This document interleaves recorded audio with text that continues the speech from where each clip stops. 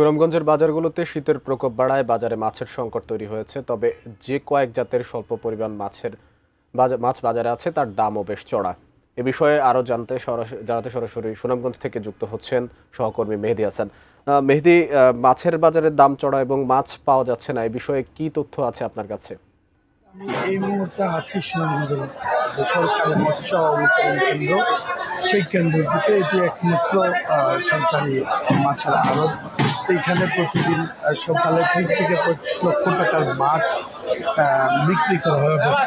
বিভিন্ন উপজেলা থেকে যে মাছের যে যারা জড়িত তারা এখানে মাছ নিয়ে আসেন এবং এইখান থেকে জেলার বিভিন্ন জায়গায় এবং দেশের বিভিন্ন জেলায় কিন্তু এখান থেকে মাছ সরবরাহ করা হয়। আপনি জানেন সুনামগঞ্জ একটি হাওর বেষ্টিত এলাকা, কিন্তু এই বছরের এই সময় এসে শীতের প্রকোপ বেশি থাকায় মাছের কিন্তু অনেকটা ব্যাপক সংকট দেখা দিয়েছে। আমরা এখানের যারা ব্যবসায়ীরা আছেন তাদের সাথে কথা বলেছি, তারা বলছেন আসলে দেশি মাছের যে সরবরাহ থাকার কথা এই সময় আসলে এটি নাই।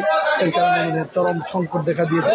তারা এখন যে সময়টা আছে এই সময়টাতে বেশি দেশের যে অন্যান্য জেলাগুলো আছে সেই জেলাগুলো থেকে কিন্তু এখানে এনে সুনামগঞ্জের মানুষদের চাহিদা পূরণ করতে হয়। অর্থাৎ এখানে যারা ক্রেতারা আছেন তারাও বলছেন যে এই সংকট থাকার কারণে কিন্তু তারা মাছ প্রতিদিন 50 থেকে 60 টাকা কেজি বেশি দরে বিক্রি হয়, তারা কিনে নিতে হচ্ছে এবং এখান থেকে পাইকারি বিক্রি করা হয়, পরে কিন্তু আরেকটি বাজারে খুচরা বিক্রি করা হয়। এখান থেকে 50 টাকা বাড়লেও পরে খুচরা বাজারে দিয়ে কিন্তু আরও বেশি দামে মাছ বিক্রি করা হয়। অর্থাৎ খুব চড়া দামে কিন্তু দেশি মাছ এবং চাষের মাছ সুনামগঞ্জের বাজারগুলোতে বিক্রি হচ্ছে।